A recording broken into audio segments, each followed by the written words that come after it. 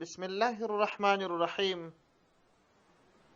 محترم ورونو، د اسماء الحسنا په سلسله کې د الرحمن جل جلاله مبارک او سپیڅلی نوم په قرآن عظیم شان 50 ځلې ذکر شوی دی، او دا د الله جل شانه هغه مبارک او سپیڅلی نوم دی چې د الله جل شانه هغه رحمت خلقو ته ښیي چې هغه دومره عام دی چې آن تر دې چې دشمنانو ته د الله یعنې کافرانو ته هم شاملېدای شي.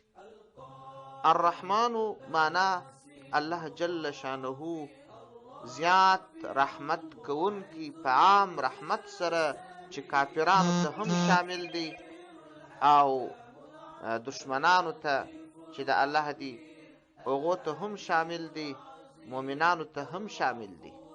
لکه چې الله جل جلاله مؤمنانو مسلمانانو ته کم نعمتونه ورکړي دي چې هغه ژوند، لاسونه، سترګې، سر، پښې، تمام اعضا، روزانه رزق ورکول او روزانه د ژوند د ډیرو نعمتونو څخه برخمن کول، همدا نعمتونه یې کفارو ته هم ورکړي دي.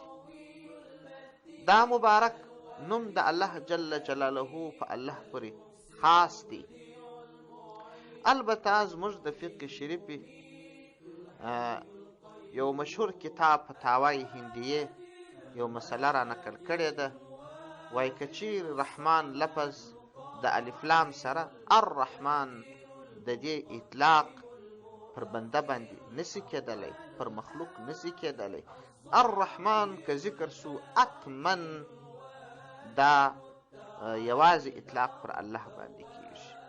که بدون الف لام سی یوازې رحمان لفظ سی نو بیا مجازن بنده ته ویل کېدلی سي، لکه عبدالرحمن بابا چې ځای پر ځای خپل نوم یاد کړی دی، لکه چې وایي زه رحمان حلقه به گوشت هر عالم یم، یا ډېر ځایونه رحمان لفظ بدون الف لام ذکر کړی دی، مجازن پر بنده باندې اطلاق کېدلی سي.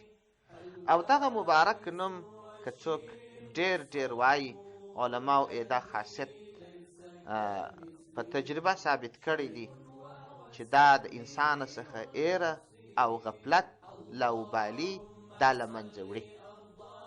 والسلام علیکم ورحمة الله وبرکاته.